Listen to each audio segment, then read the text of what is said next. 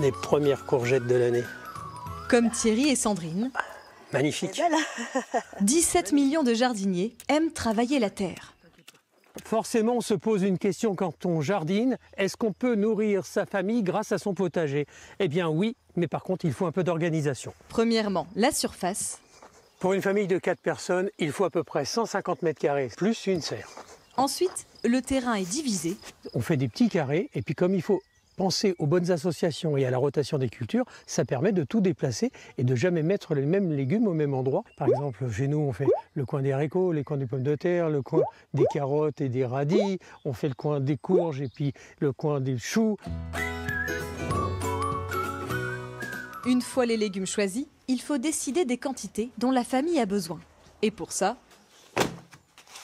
Thierry a repris les astuces de sa mamie. Ma grand-mère prenait son petit carnet, toujours, donc c'était parfois des feuilles volantes, et elle marquait tout ce qu'elle plantait, tout ce qu'elle semait, c'était magnifique. Dans ses cahiers, il consigne tout son travail. Tous les jours, j'écris tout ce qui est planté, chaque jour, qu'est-ce qui a été récolté, on marque tout, on prend des notes de tout. Par exemple, tous les ans, on plante à peu près 60 plants de tomates. L'année dernière, on a fait 115 kilos, et sachant qu'on mange à peu près 30 kilos de tomates par personne, on est largement, donc nous, on prévoit cette année entre 130 et 180 kilos pour toute la famille. Ça sert à ça de faire son petit carnet et de prendre toutes ces notes, c'est que ça te permet aussi de gérer ce qu'on a besoin et de travailler exactement pour ce qu'on a besoin. C'est des économies de temps, c'est des économies de travail, c'est des économies d'argent, c'est des économies d'eau. Tout le monde s'y retrouve. La preuve qu'on peut nourrir sa famille grâce à son potager. Les conserves, on les fait toute l'année, tout au long de la saison.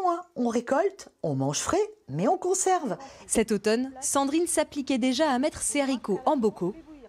On met à bouillir 1 litre d'eau dans lequel on va ajouter 10 grammes de gros sel. On va prendre notre saumure et on va venir la verser sur nos haricots. Et on termine en laissant toujours 1 cm ici de vide entre notre bocal et la fermeture. Il ne reste plus qu'à stériliser le bocal. Et petit à petit, on remplit nos placards et quel bonheur! Là, on a des tomates toutes simples au naturel, mais on a aussi du ketchup et puis on peut faire des tomates farcies qu'on met au congélateur ou des tartes. Il y a 1000 façons de conserver un légume. Et ça permet de profiter de notre potager tout au long de l'année et de manger d'excellents légumes.